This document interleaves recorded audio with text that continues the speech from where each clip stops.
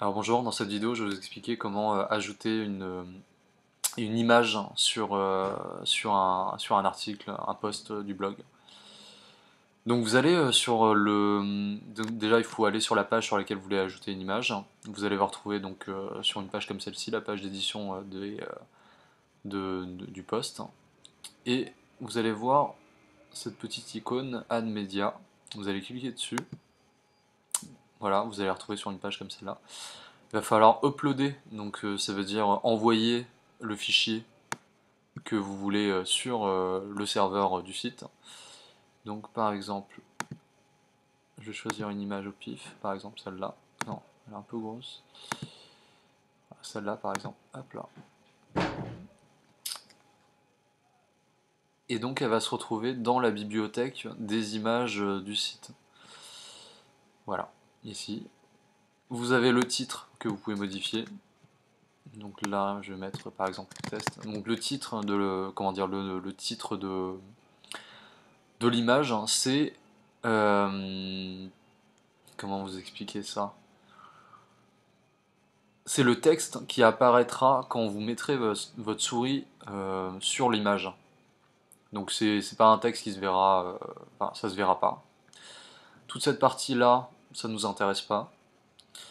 Là ici, l'alignement, il faut choisir entre, alors si l'image vous voulez qu'elle soit à gauche, au centre ou au milieu de votre article, on va le mettre au centre par exemple. Link to, donc ça signifie le lien qui est rattaché à l'image.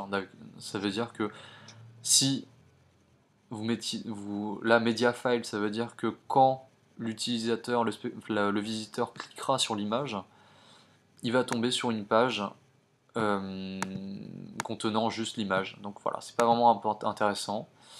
Ce que je vous conseille, vous, ça va être soit custom URL, donc là, ce qui signifie que là par exemple on va pointer l'image sur Google, c'est-à-dire que quand le visiteur cliquera sur l'image, le site se redirigera vers Google. Donc soit vous mettez custom URL, soit none, qui veut dire qu'il y a zéro lien. Voilà. Donc ce sera une image avec son lien. Donc déjà je vais vous montrer ce que c'est qu'avec une image pointant vers une adresse URL. Oui, la taille. Alors WordPress redimensionne automatiquement la taille des images. Full size, c'est l'image dans sa taille originale. Et sinon, WordPress vous propose des tailles voilà, 150 pixels sur 150 ou 300 sur 300. Donc voilà, je vais mettre une petite taille de 300 x 300 pour voir ce que ça donne, pour vous montrer ce que ça donne. Et une fois que tout a été fait, vous cliquez sur insérer. Voilà. Et là, vous allez avoir le code voilà, qui vient de s'afficher, ce code HTML. Une fois que c'est fait, il faut bien évidemment mettre à jour la page. Met à jour la page. Et vous allez voir ce que ça donne. Voilà, je vais vous montrer. Hop là, voilà. Donc là, on a une image qui a été centrée sur l'article. Si vous mettez votre souris sur l'image, vous voyez que c'est un lien, vous cliquez et vous tombez sur Google, parce que j'avais pointé l'image sur Google. Voilà.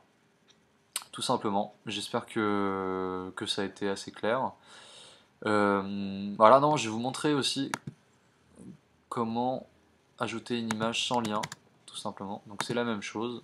On vient là, on choisit l'image, link to none, hop là, centré.